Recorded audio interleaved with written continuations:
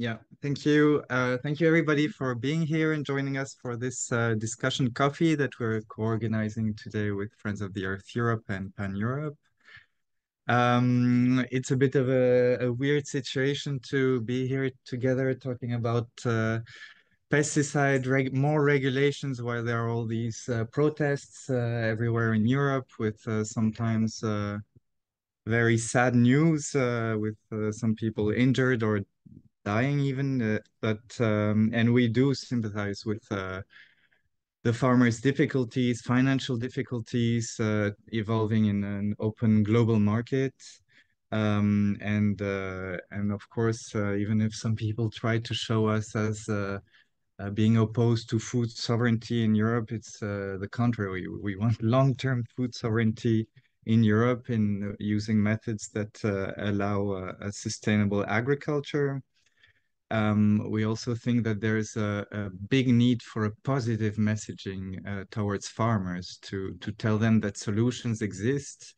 We very often, very often, every time we talk about banning this or that pesticide substance, we hear farmers saying, but we have no alternative because it's the message they receive from some people selling them some chemicals.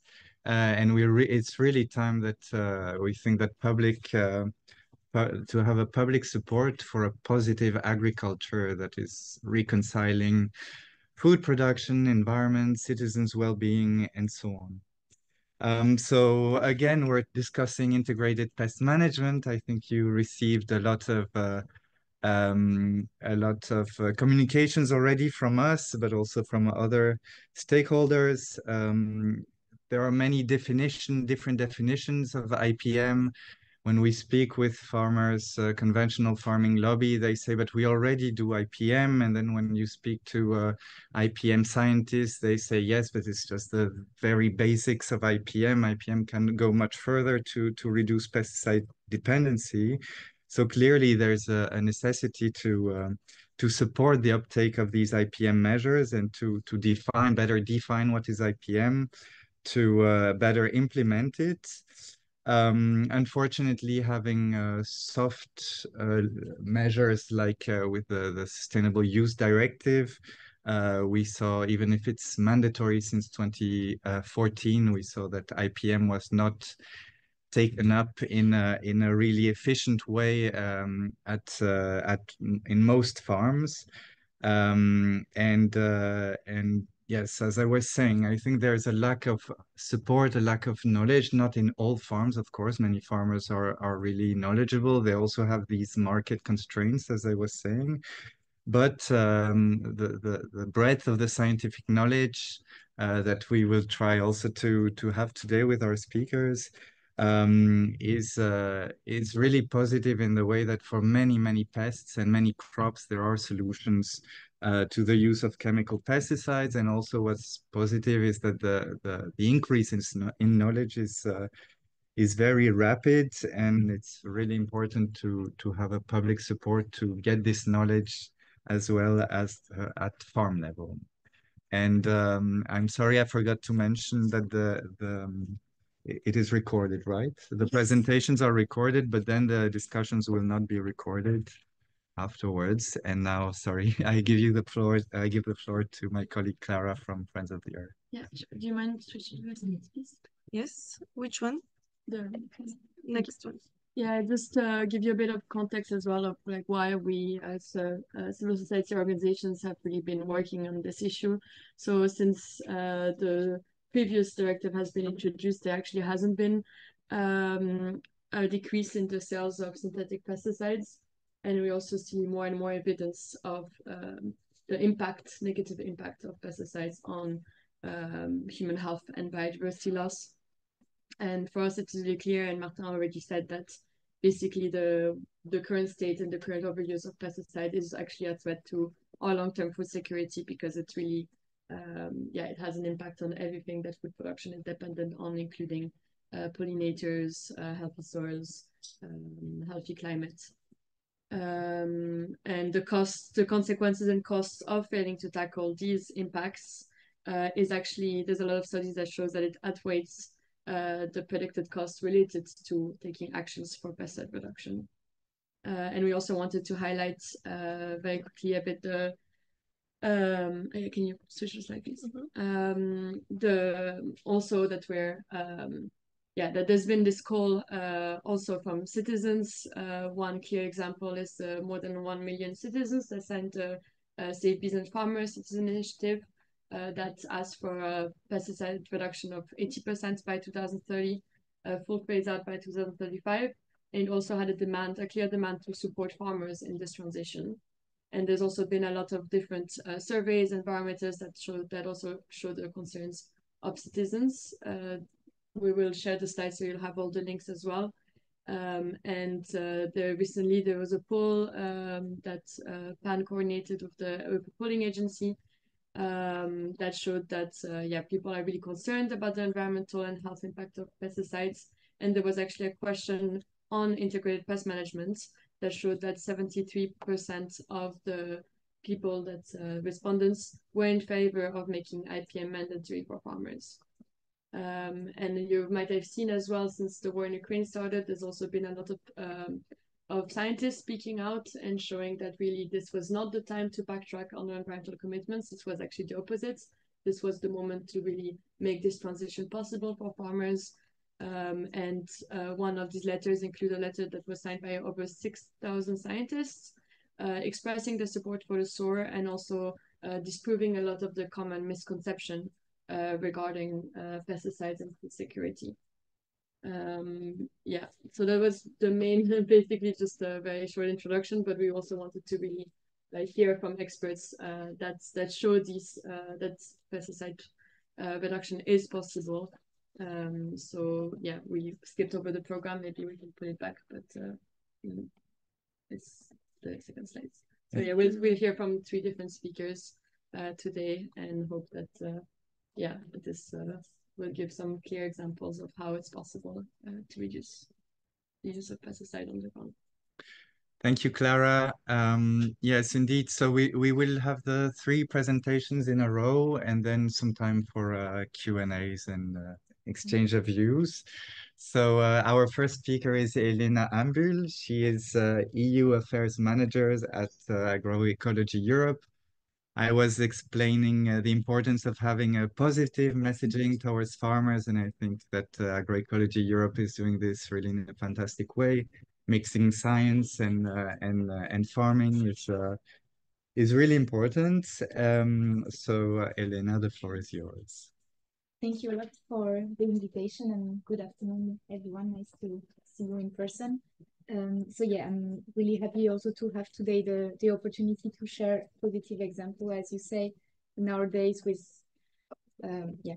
fair and legitimate anger and struggles from the farming community. We really need to show also support from the scientist community, civic society organization, and also policymakers, most of all, because that's all the weight of carrying the transition cannot be carried only on their shoulders, and we need to also find the right direction and the good solution. Can we go to the next slide? So I also wanted to refer also to the the moving times that we are going through, and what we are seeing today is the fact that actually farming systems need to evolve drastically and be more autonomous, more resilient, also to not only to prices and inputs, but also to climate change and to biodiversity loss. And that's exactly what agroecological transition is about becoming more resilient and having also farming more, giving farmers also more autonomy by relying on natural processes, on agroecosystems. So also what I wanted to say as an introduction is the fact that the farming community can be the first beneficiary of an agroecological transition if well supported. And that's actually what we are hearing today also with more regulation with harming farmers is actually not the right way to interpret the struggle of the farming community. It's actually about reducing and having clear targets, but also clear messages and clear policy to support this transition. So that's a bit what I will try to to show today by presenting how agroecology and integrated pest management practices, so preventing practices in crop management systems, can help to reduce pesticides, and showing also examples from the farmers who are members of our association, and also other associations working more on farm advisory and agroecology, and seeing very positive results on synthetic pesticides uses. So maybe first defining a bit what agroecology can help to deliver. So this is actually, there is a big scientific consensus showing that actually it's a system change that can really support to comply with different systemic with different crises that we are going through. It can help to maintain and improve agricultural productivity, while also, and equally important, help to produce healthy food, reduce the negative impact of agriculture and ecosystem and human health, and also ensure the economic viability of farm, and also better adapt farming to climate change, and to also help to revert the trends regarding biodiversity loss. We can go on to the next slide. I don't know how many of you are familiar with the concept of agroecology, but it has been defined by the high-level panel of experts on world food security in 2019 through 13 principles that really touch upon all parts of the food system. So as you can see in the below part, we have principles that touch upon more agroecosystem level, but some of them are more touching on the governance level, for example, having also better fairness and better redistribution of value across the value chain. So for example, what we will discuss today, I think more importantly, is also the reduction of external inputs. And so that relates to the question of autonomy of farmers and having also closed cycles and to rely on ecosystem services to fight pests outbreaks. We can go on the next slide. Also, just a short introduction of how to go through an agroecological transition. So it's a process, and it can be defined through 3 different ways of transitioning, either by looking for more efficiency, so not replacing the system or not changing significantly how we farm, but just trying to be using more efficiently the external inputs. That's, for example, what precision farming try to respond to. We can also have a more substitution approach, so substituting external chemical pesticides with less toxic ones, for example. So that's also a possibility and not incompatible, but what's also organic agriculture or agroecology, and also partly integrated pest management practices, is actually looking for a system redesign through, for example, diversification of the cropping system, through also looking for synergies between livestock systems and cropping system on a farm, also on a territorial level, looking for better synergy between semi-natural landscapes and farming landscapes. So that's so to take into account that agroecology is about a system approach on farm level, but also landscape levels. It leads to also a strong input reduction, and it relies also on the agrobiodiversity and ecosystem services to deliver on the farming outputs. And also, most importantly, it takes into account the social cultural aspect of food. It's not only about discussing productive aspects, it's also about taking into account farmers' knowledge, because there is a lot of knowledge in the farming community, also in traditional practices, and scientific knowledge can really come and improve and rely on all the knowledges that farmers have. Sorry, I hope I'm not being too long, but if you have any questions. So this being said, I'll try to give some few examples of what kind of agroecological cropping protection practices can be defined. So yeah, we can go on the next slide. So yeah, how can agroecology provide more resilience and sustainability and equity for the agricultural sector, and yeah, looking at what can be the benefits of them. Yeah, we can go on the next. So maybe just to define, so in the introduction you defined and you discussed about integrated pest management. I discussed more about agroecological practices, but what they have in common is the fact that they tend to develop preventing approaches to pest management in agroecosystem, and that those practices, they lead to the reduction of pest impact through the reorganization of cropping practices. And how to actually reorganize them is by improving also the diversification of the cropping system. So by diversifying and having, for example, longer crop rotation, including legumes within the crop rotation, or having intercropping. So I'll show on the next slide what practices can be applied on which level, but that can help to develop a greater resilience of the agroecosystem to pest outbreaks, and conserve also better biodiversity on the farm and in the landscapes. Also, what is important to notice is also that the insects, they play an important role in the farming system through the pollination, decomposition of organic matter, and the regulation of pests. So what it is about is also to develop an ecological network and having all the semi-natural landscape features, for example, hedges and rows, to really develop also the pest predators, and having on in our network and in our environment the natural enemies of our pests.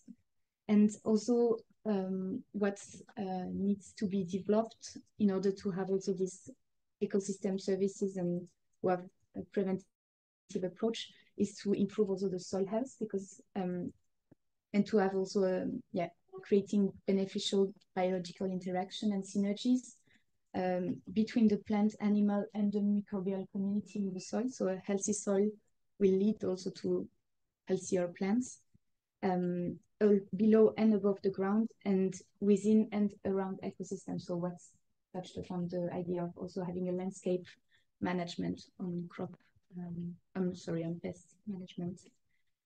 So maybe we can go on to the next slide.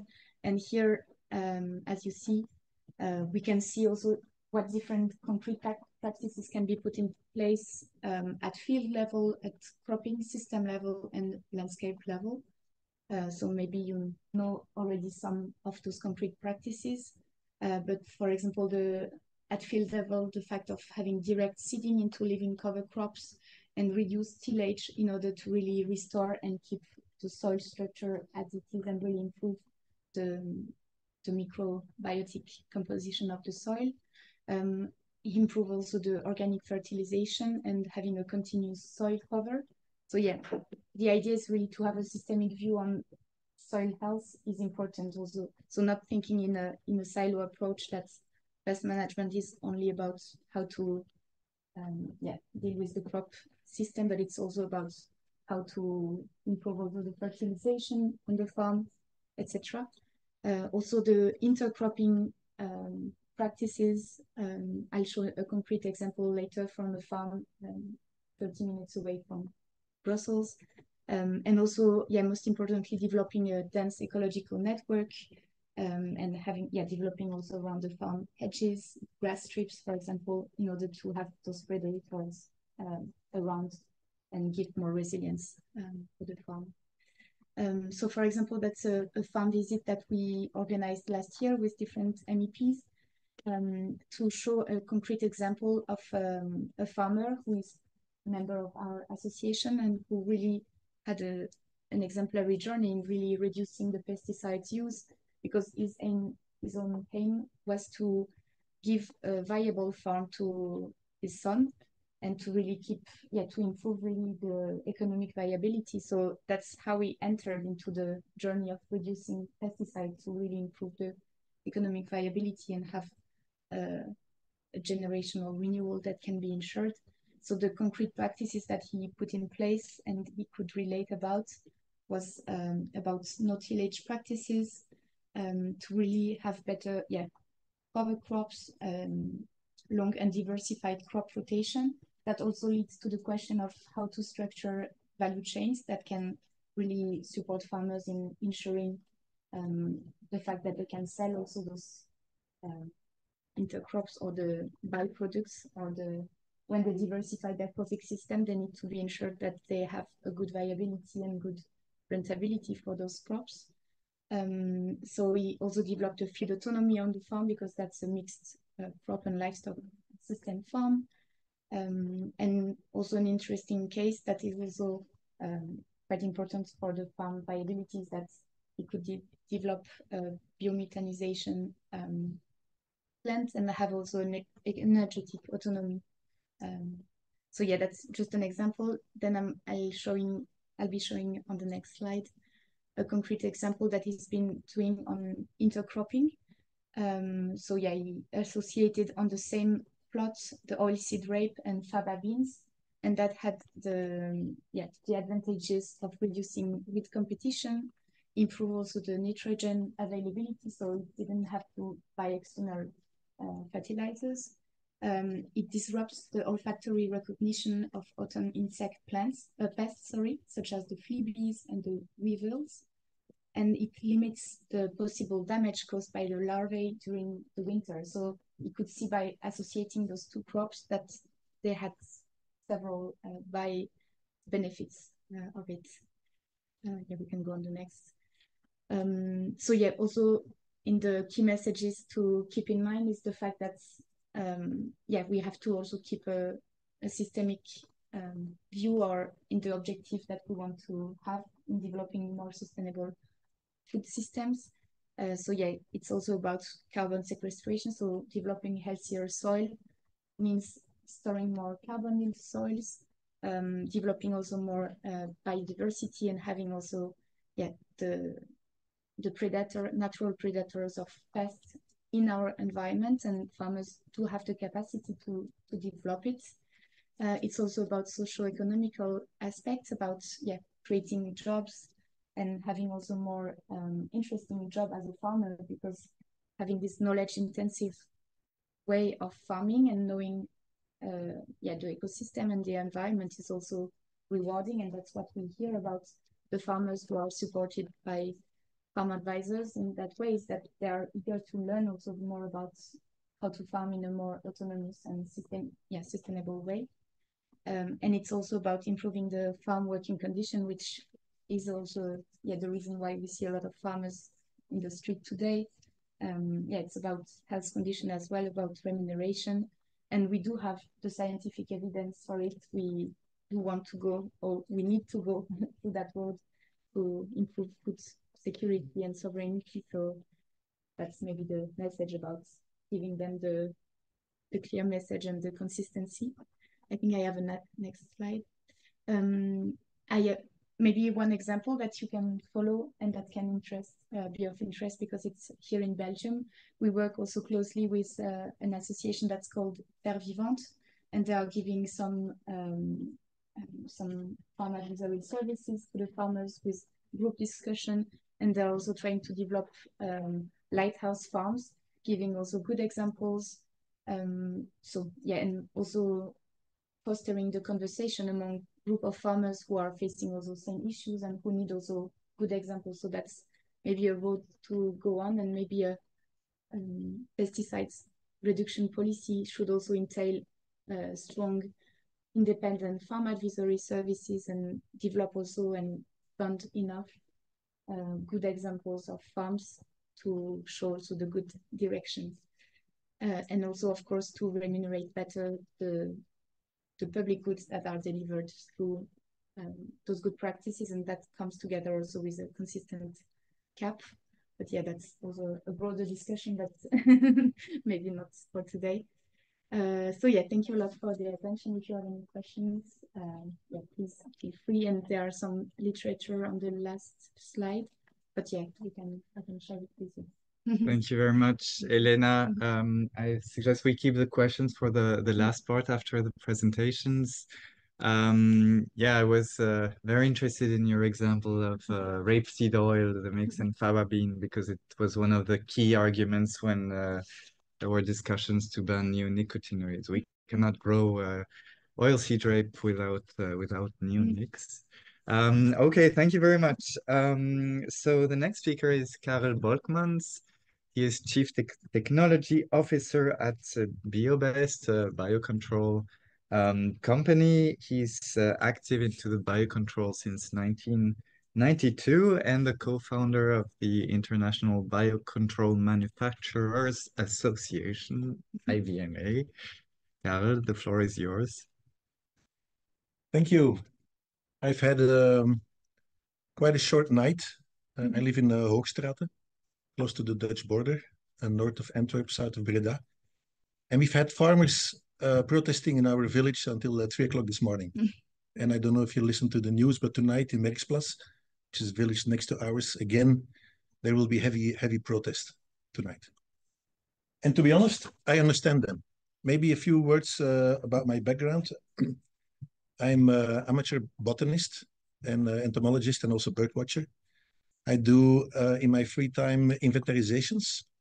I don't need to be convinced about the effect of pesticides on biodiversity. I see it every year again when we do our inventarizations in our region.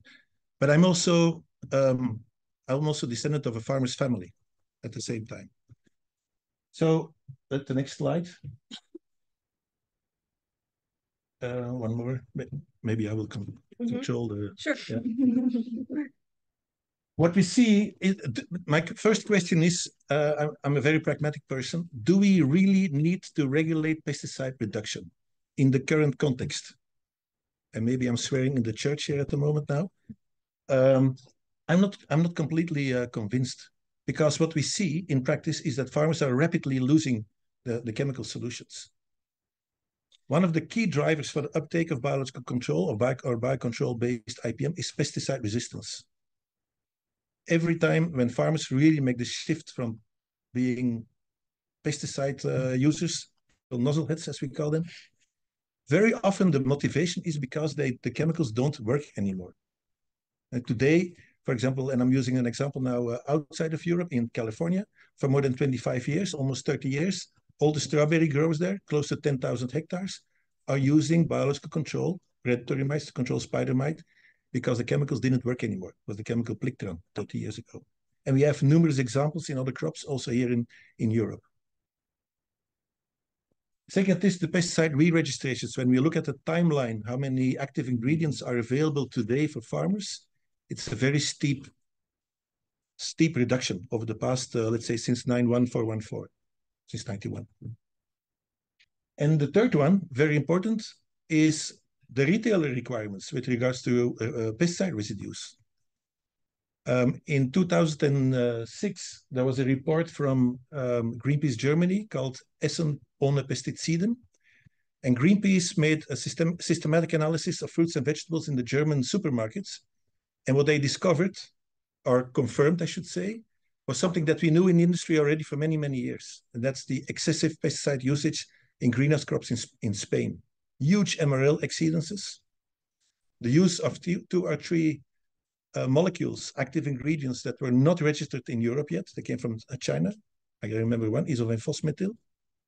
And the use of even technical grade. The farmers were just desperate. They could not control the pests anymore, the whiteflies and the thrips that were transmitting very damaging viruses. Tomato yellow leaf curl virus, tomato spotted wilt virus, and so on. And we all knew this in the industry. We tried for 10 years to demonstrate to the farmers there that biocontrol was a viable alternative. We couldn't convince them until this report. And the reaction was that the European retailers, and especially Global Gap, suddenly took their responsibility and imposed on the growers, on their suppliers, on the farmers, what's called extra legal requirements. They demanded, depending on the supermarkets, that residues should be 10, 20, 50, up to 70% lower than the MRL, than the legal MRL, right? Above. So requirements more severe than the official ones. They said, we want to see maximum 3 different chemical residues on your produce. Otherwise, we're not going to buy it. And if you use pesticides from the same chemical family, pyrethroids, carbamates, etc., we're going to add them, right, in the calculation of the MRL. So suddenly farmers woke up and they had to do things different. And the only way was to use IPM, biocontrol-based IPM. We were very lucky in 2006, 2007, that we had solutions available that did not require pesticide registration. It was a predatory mite called Amblysseus whisky, right? And within a couple of weeks, all the farmers in Almeria, 35,000 hectares, switched from chemical control to biocontrol-based IPM. If you would have had similar regulations for beneficial insects and mites than we have today still for biopesticides, the farmers would have no solution. So just to finish here the part in gray, the combination of these three things leads to fewer chemical alternatives available, leads to more use of the available ones, and even more rapid pesticide resistance development. So it's a down spiral. And I understand very well that growers become desperate, that farmers become desperate. We believe, or we are convinced, or we have proven over the past 30 years, and I'm 32 years in this sector, that biocontrol-based IPM provides a proven, an effective, and an affordable solution to fill the gaps where no chemical pesticides are available anymore, and to enable farmers to further reduce their use of chemical pesticides. And the 3 words are important: proven, effective, affordable, and available, right? And that's what I'm going to talk in my presentation. What is IPM? There's many definitions of IPM. I once found an internet site, 65 definitions of IPM. Mm-hmm. For starters, IPM is not just about reducing pesticide usage through scouting or monitoring, or through saying that it is IPM. I call that intelligent pesticide marketing. That's not IPM, right? IPM, and the word is important, integrated. So it's the combination of different methods. It doesn't exclude chemicals, right? But only as a last resort. And the basis is prevention. The basis is cultural methods, soil life, crop rotation, different cropping systems, like the previous speaker spoke about already, strip cropping, and so on, all the different cultural methods. The use of host plant resistance, either bred in or are triggered. There is systemic acquired resistance. You can also induce the plant defense systems, and biological control. And in biological control, it's all about definition. You can call it agroecology or IPM. It's all the same. It's a combination of different methods. Also in IPM, the basis is conservation by control. Use the beneficials that are available in the crop or around the crop, by only using products that save the beneficials that are already there, and by stimulating their presence, by managing the biodiversity in and around the field. Plus the use of semiochemicals, pheromones. It's very effective, for example, against lobesia in vineyards, a very important pest in vineyards. To use mating disruption, which basically is the release of an excessive amount of pheromones so that the males and the females don't find each other anymore. If there is no mating, there are no fertilized eggs, there is no reproduction, right? We do this also these days in greenhouse crops against Tuta absoluta, an invasive pest that came to Europe about 15 years ago. Very difficult to control with chemicals. Mating disruption works fantastic. Depending on the crop and the growing system, there are also a whole suite of physical control methods. Trapping, exclusion, that's mostly in greenhouse crops, clipping, roughing, UVC treatments, temperature treatments, and so forth. What we do as BioBest historically is augmentative biological control. So we are a producer of insects. We produce close to 40 different species of insects and mites that can be used as biocontrol agents of pests. And it's called augmentative biocontrol. And so very often in nature, and especially in the greenhouse crops, the natural enemies will come, but sometimes they come too late. And so we bring them in the crop earlier. Today, in greenhouse crops in Europe and North America, especially greenhouse vegetables, I can say with pride, after 30 years hard work, that 100% of the growers, of the greenhouse growers, use biocontrol-based IPM. The majority of the green ornamental growers are shifting very rapidly to biocontrol-based IPM because they run out of chemical solutions. Berry growers are doing the same thing. But I want to focus on biopesticides today. So what are biopesticides? Biopesticides are products that are based on, let's say, natural compounds. It can be living fungi, bacteria, viruses, but it can also be metabolites from fungi, can be plant extracts, also called botanicals, enzymes, peptides, antibodies, and so on. So naturally occurring products are organisms that can be used to control pests and diseases. Very often when I speak about IPM, farmer organizations or organizations like CropLife say, they don't work, we need more proof, we need more research about IPM. There is an enormous amount worldwide on IPM. We don't need to prove anymore that IPM works. It works. It has been shown all over and over again, all over the world. It works. The combination of agroecology, biocontrol agents, cropping methods, etc., it works. This is a false argument. The effectiveness has been proven. We have today biopesticides that are as effective, when they're used in the right way, as effective as chemical pesticides.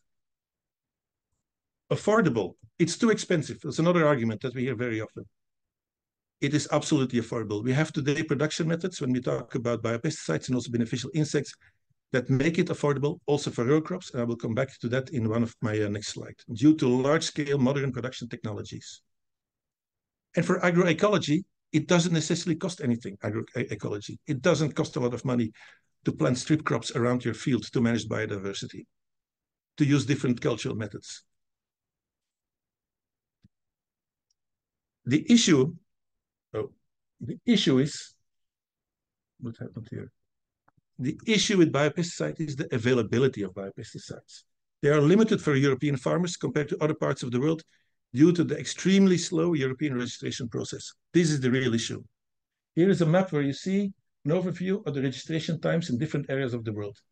EU, depending on how lucky you are and in which country, which is the rapporteur country, 6 to 10 years.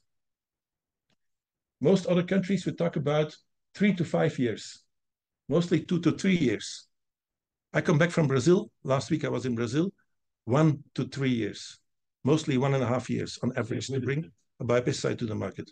You mean in Brazil, they give you permit for registration, natural enemy, 1 year? Biopesticide, yes.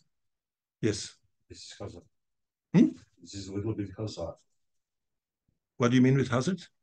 It's a little bit They submit, after submission of a dossier, toxicology, ecotoxicology, efficacy, the whole thing, a full dossier, similar than here.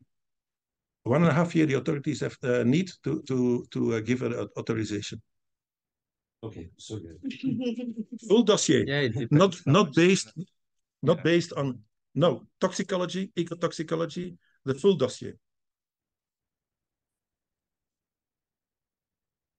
So the EU has by far the longest registration timeline, and maybe Brazil is on the one extreme, right? Fast, but Europe we are on the other extreme, 6 to 10 years. It's crazy. That's hazard. All companies, large and small, in the biocontrol industry that are involved in biopesticides, they first go to markets outside of Europe, because it's crazy. When you're a developer of biopesticides in Europe, you cannot, and you're a startup company, you cannot survive. You cannot find the money to survive 6 to 10 years and have your first product on the market. It's impossible. So everybody goes outside of the EU, to the US, to Canada, to Australia, and so forth. So EU farmers, European farmers, get much delayed access to biocontrol solutions. It's not a level playing field anymore between European farmers and the rest of the world. We disadvantage them by being slow. And so what are our recommendations? First of all, establish an EU definition for biocontrol so we can all talk the same language. That's the basis, simple. Shouldn't be a problem. Second, provide provisional authorizations. And the second, to just make a summary, what could we do to make it faster? It takes already 2 years to find a slot to submit the dossier. If today you have a ready dossier and you just want to start the registration process, You have to wait until 2026 before you can find a country that has a slot to deal with your dossier. And then you have to add another 6, 7, 8 years. What can we do about this? How can we help the authorities to process a dossier much faster than it's happening today? I see in the past, and I've been very active, you remember, Isabel, 12 years ago with the SUR, together with PAN and with IOBC, the International Organization of Biological Control, where I'm very active here in Brussels to teach people from the European Commission. What is IPM? It works. The problem is availability. What can you do to make these products faster available to the growers? So second recommendation, provide provisional authorizations based on a positive review by receiving EU members, by the receiving EU member state. We know as IBMA, this is very controversial because it requires the 26, 27, 28 other member states of Europe to trust the judgment of the rapporteur country. It's very sensitive.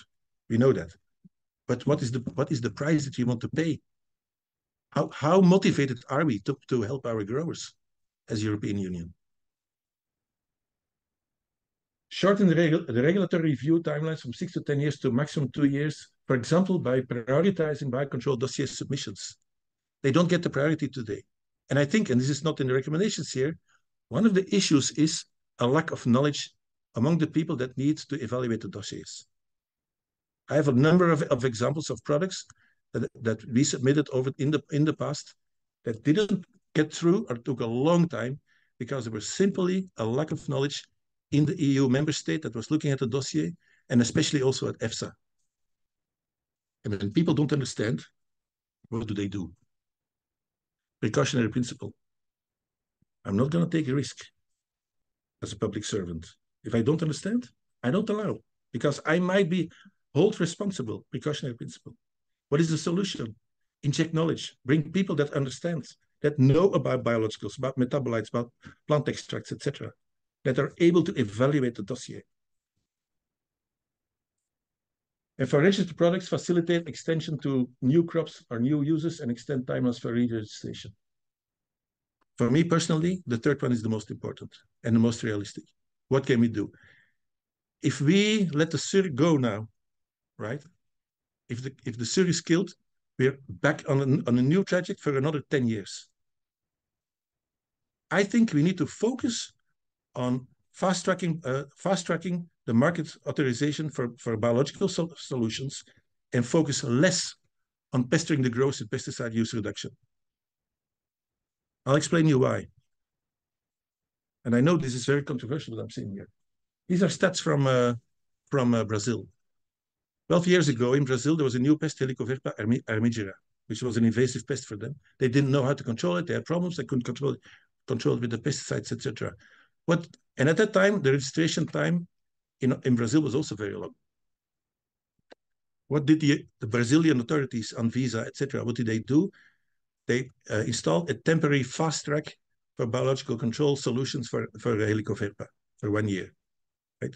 At the end of that period, they saw that very quickly they had access to good solutions for the farmers, and they decided to make it permanent.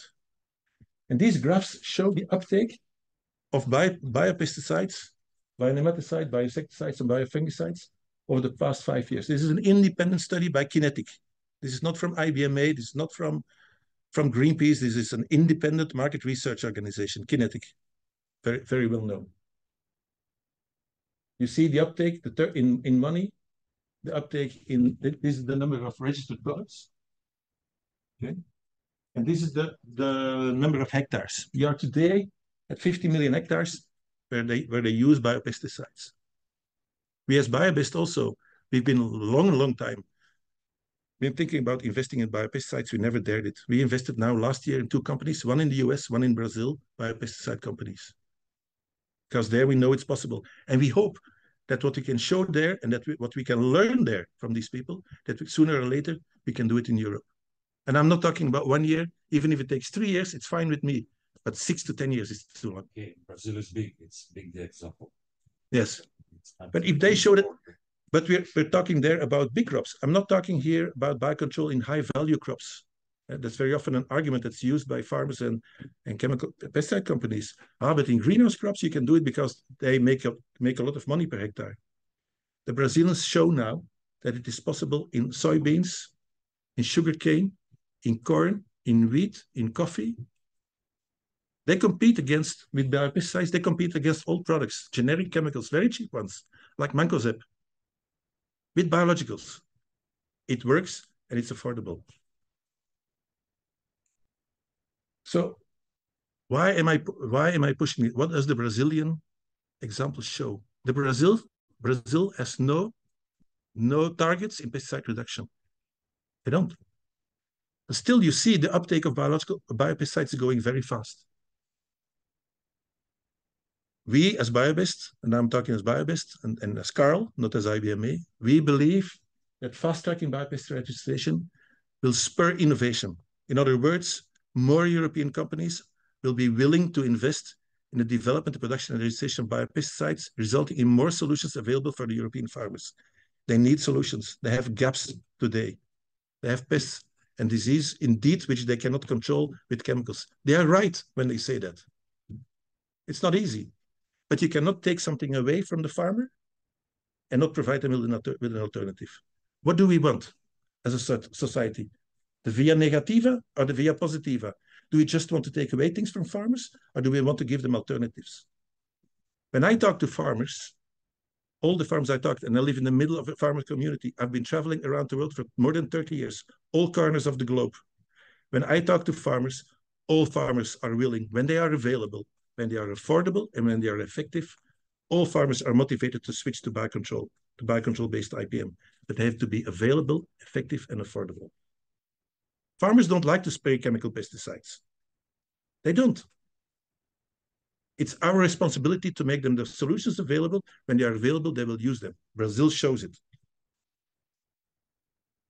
And so fast-tracking biopesticide registration will enable European farmers to control their pests and diseases in an effective and an affordable way, while allowing them to reduce the use of chemical pesticides. They want it themselves also. The problem is today they don't have much choice. And we need to help them. We need to teach them, and we need to make the products available. And when they are available, effective and affordable, farmers will rapidly and eagerly adopt non-chemical solutions if they are available, effective, and affordable. Thank you. Thank you, Carol, for this very interesting presentation. Now we have Melanie Klompe, who is with us online. Hello, Melanie, and thank you very much for taking the time. Melanie is an environmental scientist. She's also a farmer. She is a farmer in the Hoogste Waarde in the Netherlands, and with her husband, they created the Soil Heroes group. Melanie, the floor is yours. Thank you very much. Good afternoon. Just a short organization question. I'm going to share my own screen, or are you going to do the PowerPoint? I can share the screen. Okay.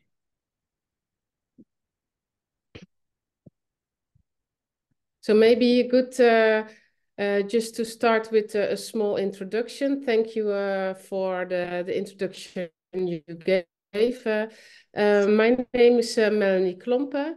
Together with my husband, Jeroen Klompe, we have an arable farm in the Hoogse Waard of 360 hectares. For the Netherlands, that's quite a big farm. The average here in the Netherlands is about 100 hectares.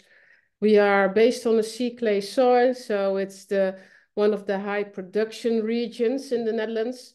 We have a rotation with potatoes, onions, and you could say one of the high economic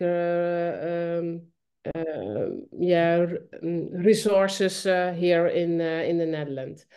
And what I wanted to share with you is something how we as a farmer experienced our own journey on the farm. We did that via regenerative farming. And we started the journey more than 10 years ago. At that time, you could say that, we were a fully conventional farm. And we were also having a lot of trouble with soil compaction. So actually in the first, in the start point, it was for us not even organic or you could say soil biology, but it was more on the structure of the soil.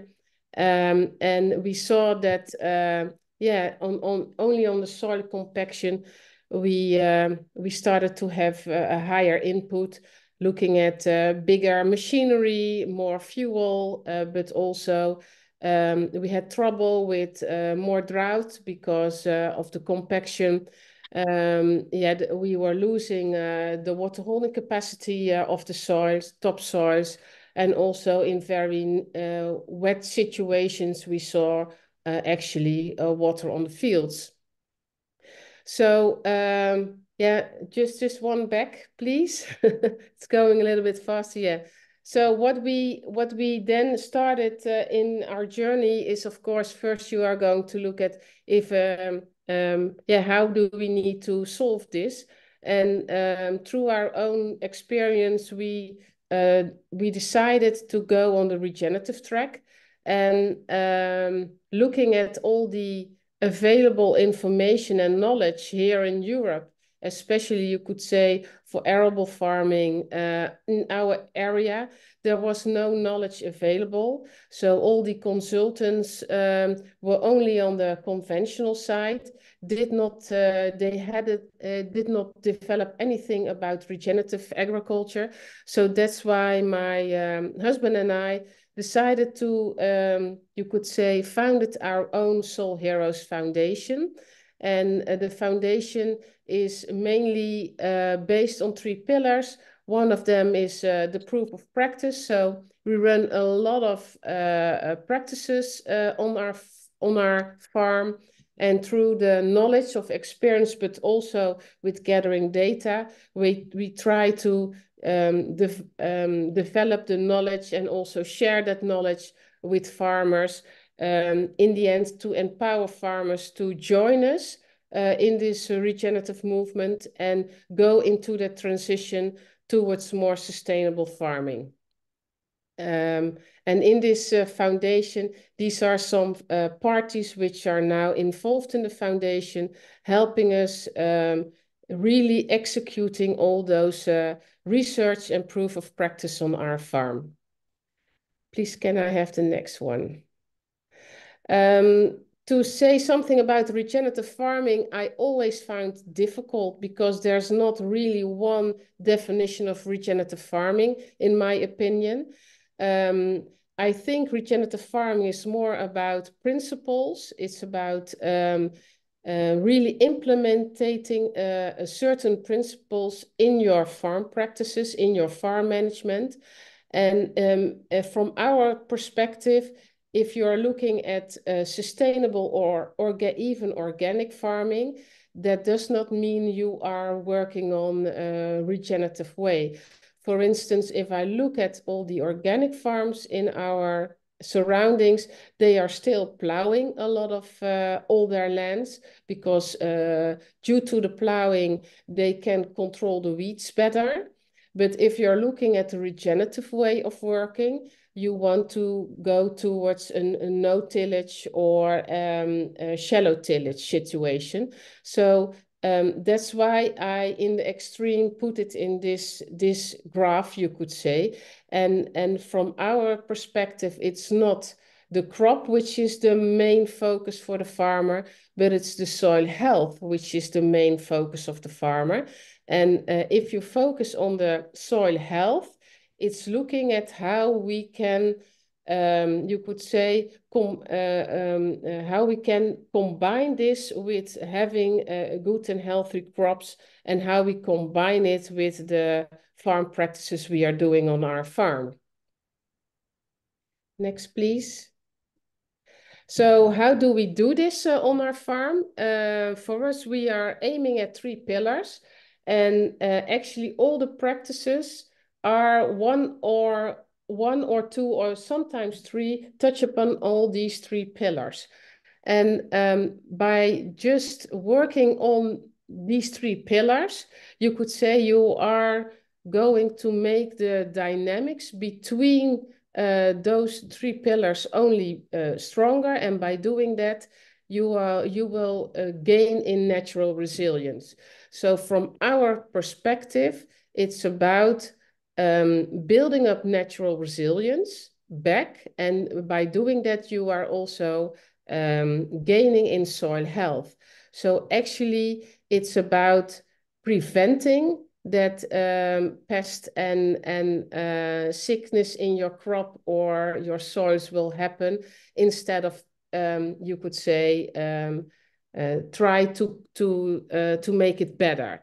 So that's the whole situation for us, where we is how we are farming. So it's not applying, you could say, a pill when someone is sick, but you are working on health to prevent that your crop is getting sick.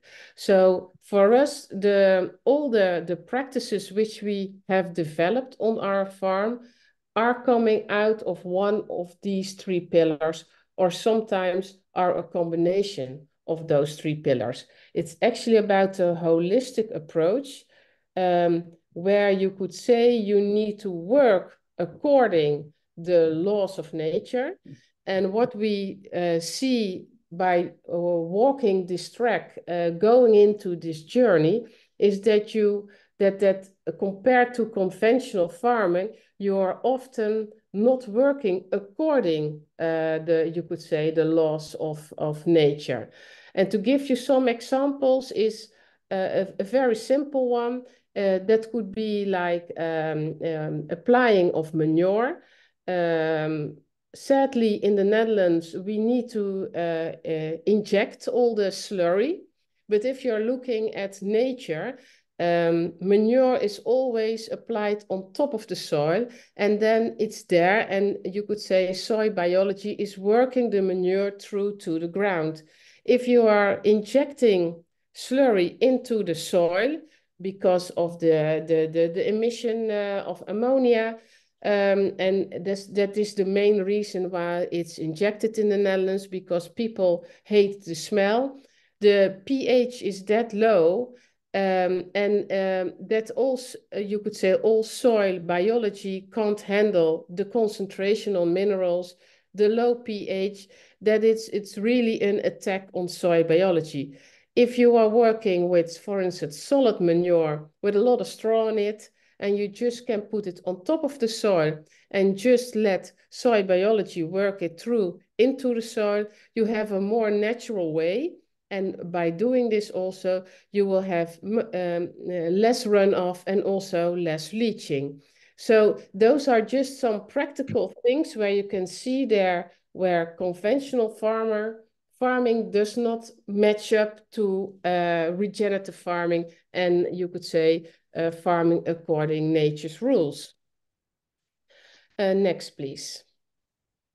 So to give you some ideas about practices we are executing on our farm, I must say in total we defined 16 practices which we are doing on our farm. And I just highlighted 6 of them because from our opinion, these 6 are the most easiest and also the best integrated practices you can do on your farm, at least on, you could say, the arable farms, the types of arable farms we have here in the Netherlands. And yeah, I just wanted to slightly go through these 6 practices. So the first one is about getting more diversity in your crop rotation. So that can be as a monocrop on a plot, but you can also think about lane farming, and then it's another design, and it also requires, for instance, more controlled traffic farming. So a farmer needs to have GPS systems on his machinery. But by doing this, it's very good to integrate more diversity in your crop. Also, you can increase the amount of diversity in your cover crops, for instance. not only the required seed mix of 2 variations, but for instance, we in our farm are using variations of mixes which contains more than 18, sometimes 20 different types of species of cover crops in it. And also we designed mixes according, you could say, the crop which was before the cover crop and the crops which will be planted or seeded after the cover crop. So you can use cover crops as a really valuable diversification in your crop rotation plan itself also. Then we have a huge installation of biofertilizers, which we make ourselves on the farm. It's actually metabolites coming out of a fermentation process from fungi, and then we combine that with compost tea, and by applying this, you could say we are trying to increase our biofertilization on a natural way on our farm. And by doing this, we are decreasing the amount of chemicals enormously. Although we are not an organic farm, there are a lot of crops and on our farm which are already 100% organic grown. But as a farm, we are not certified organic yet. Then, of course, the no-tillage, which I just referred on earlier also. For us, one of the first practices which we executed on the farm, but that also means that you need to find new techniques, that you need to invest in machineries who can do, for instance, direct drilling, so you can seed through, you could say, the cover crops which were there in winter. You mow them very short, and then you drive with a direct driller. And by doing that, you don't need to, you do not need to do any tillage. And sometimes if we need to do tillage, for instance, before we are going to plant seeds, our onions, then we are not tilling deeper than 8 centimeters. And we are mulching all the cover crops in the top layer. Also, the next picture is about the solid manure I already touched upon. Then we have a broad network of field margins around our fields, and I will touch upon those that topic a little bit deeper further in my presentation. And we, as I told you, also use a big variety of mixes of cover crops. We are aiming at the 365 days of covered soil. That's also one, you could say, one of the nature's principles. If you look at soil, always weeds are growing there. That means that soil wants to be covered, and covered soil means sugars for the soil biology, means life in your soils, means that water can have good canals and that you have a healthy basis. The next, please. So now I want to point out some 2 big projects which we just finalized within the foundation. One of them was together with the Wageningen University. For us, it was very difficult to point out, you could say, the mean for farmers why they need to work on soil health. If you are asking a farmer what is the benefit, for instance, for carbon sequestration, he will say, yeah, he does not have a direct benefit of it. But if you are looking at his benefit, for instance, for water holding capacity, and water holding capacity is, you could say, the effect of improving your soil health, then you are touch upon a very important point for a farmer. So why we choose this project is also that to point out to farmers that soil health is not only, you could say, important for, you could say, future life and production of your production of food, actually, but also on short terms, farmers can have big benefits. And looking only at the climate change we are facing now, in the Netherlands, we have had 2 very dry summers and also following up with very heavy rains. And to give you some idea, these are our trial fields on potatoes. And why we choose potatoes? Because potatoes are one of the highest economic revenue crops of the farmer. So if you can lower risks on these types of crops, and we're talking about onions and potatoes here, then you are really speaking to a farmer. And then you are show him that investing in soil health, in you could say, another way of farming, that it will add up to also not only in you could say in some data measurements, but also it will add up in lowering his risk. And here you see something about September 2022, where we had heavy rains. The regen plot shows no water on the field, and the conventional plot, which was just 200 meters further, had still water on it. So these are points which on a short basis, you are talking to a farmer. And also the rest of the research of Wageningen University show already, you could say, benefit for the long-term regenerative plots. The thing is, the long-term regenerative plots are plots which are in transition on our farm for more than 10 years.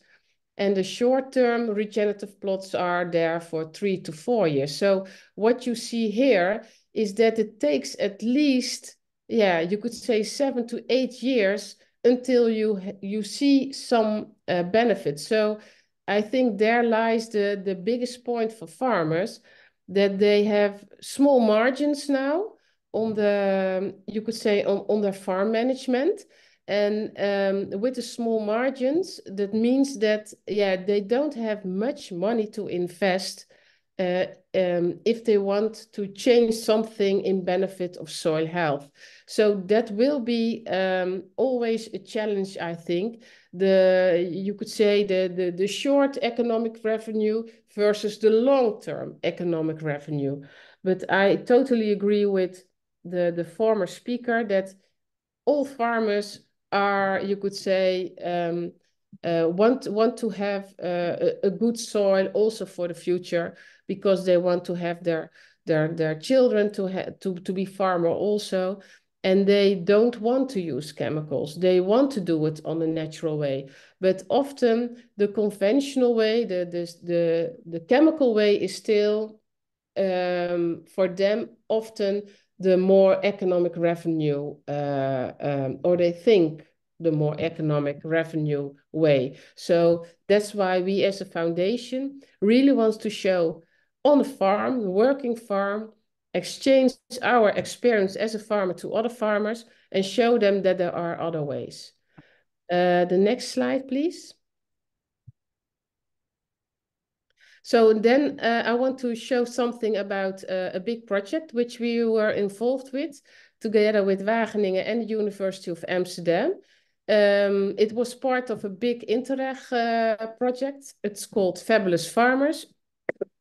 Sorry. And to show you something about how natural biocontrol systems also can work on arable farms as we are. So the next, please. So what we did in this 3-year long project of Interreg, we had different types of field margins alongside our crops of potato. Again, we choose one of the highest economic revenue crops. And what we actually did is we did monitor in those field margins the amount of natural pest control insects. And along, sorry.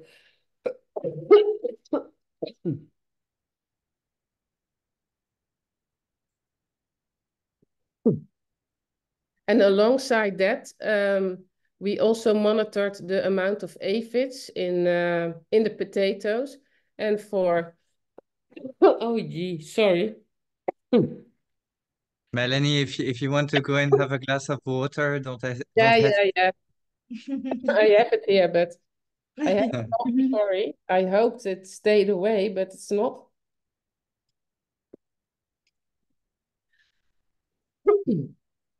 So what we see is that for the natural pest control insects, all of them, we saw that that there was a correlation between the amount of flowers available in those field margins and the numbers of insects present. So that means that if you are planting or seeding actually those flowers in your field margins, you can attract those natural insects on your fields. Please, the next one. So here we also see that that you need to aim for a certain mix, and by aiming with a mix which was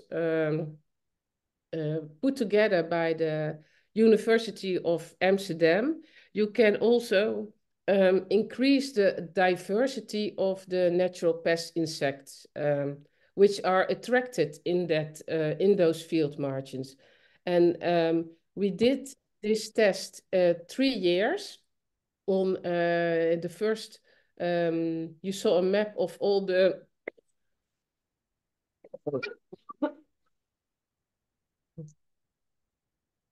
sorry.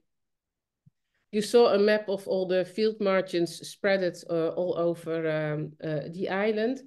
And in total, we more than 40 farms were involved in this project.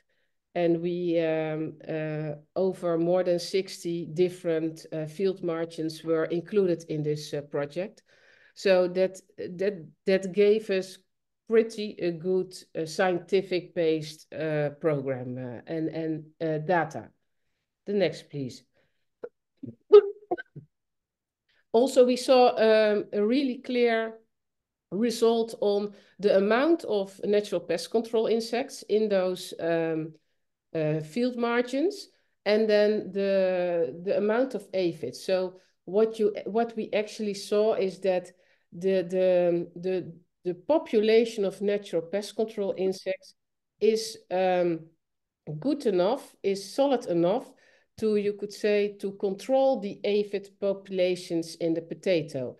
And I must tell you that a lot of advisors often give farmers just advice as a prevention, just to spray for aphids, because it's also, the product is very cheap, and it's their insurance, you could say, that they don't have any trouble with it.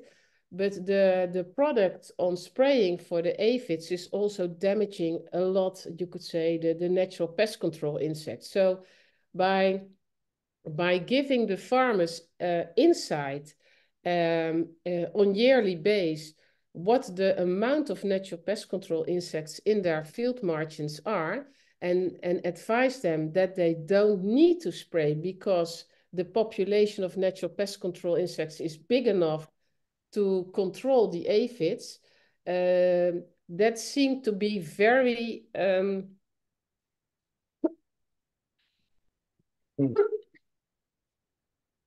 sorry. That seemed to be very successful in the program. The next. Melanie, sorry to interrupt you. It's about time to conclude. Yeah, I'm always done. Sorry. Thank you. Yeah, so we can go to the next one. So these are actually the conclusions of that project. And what we saw is that just by scouting and informing the farmers on, you could say, on weekly basis, what the amount of natural pest control insects in the field margins were, they were very, you could say, reassured and happy. And by doing that, they also, you could say, wiped out all the insecticides used in their spraying program. And what we saw that is in 2021, only one of the 32 fields were used insecticides on, and all the others did without. The natural pest, you could say, the field margins were enough for them to control all the aphids. And in 2022, 3 of the 73 fields was insecticides used on. And I must say that mainly the insecticides used was not because the aphids were a big problem, but it was more on the Colorado beetle. And due to this program, we had a reduction of more than 90% on the insecticides. So that was a huge achievement.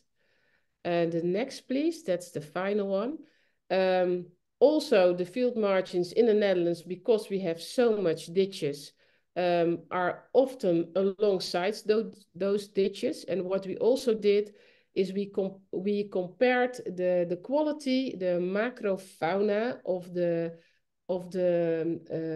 you could say the living organism in the water, in the ditches, for ditches with and without those field margins.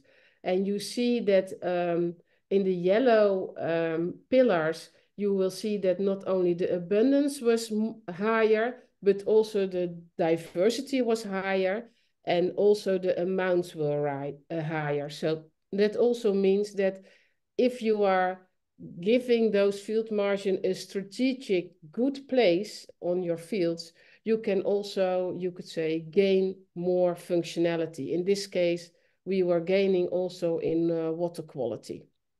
So this was something, you could say, which I wanted to share from our own farm.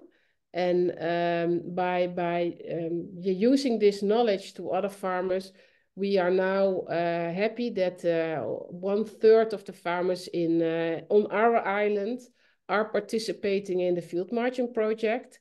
And therefore also you could say you're not increasing biodiversity on your field, but you're also having a functional part of it for natural pest control on your field, but also gaining on water quality.